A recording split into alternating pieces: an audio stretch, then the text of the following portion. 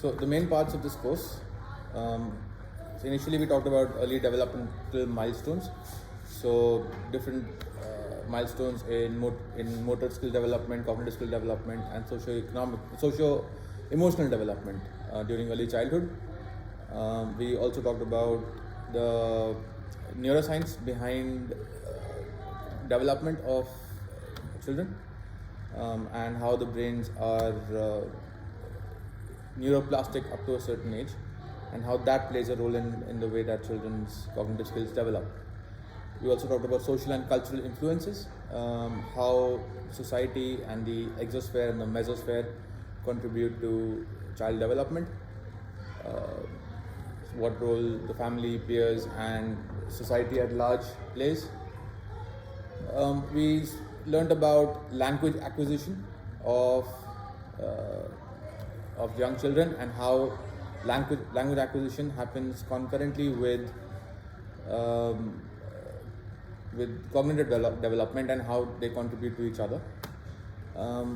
We also learned about different research methods and ethical considerations in animal testing, what insights animal testing can give us, and whether it is worth indulging in animal testing to learn about child development.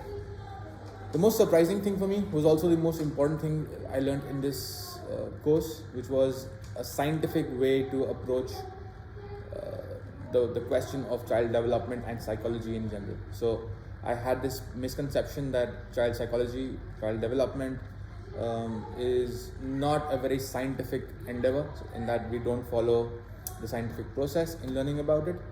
But this course opened me up to the idea that child development is and can be dealt in a scientific way, not just in a scientific way, but in an interdisciplinary way, where different spheres of science can come together and guide us on what the right approach is. The way that I will use this course and the learnings from this course as a physics educator, as a secondary physics educator, is to inform my classroom practices in the way that I deal with student behavior, in the way that I motivate them to learn better, in the way that I understand my students better, and in dealing with any behavioral or learning issues that I encounter.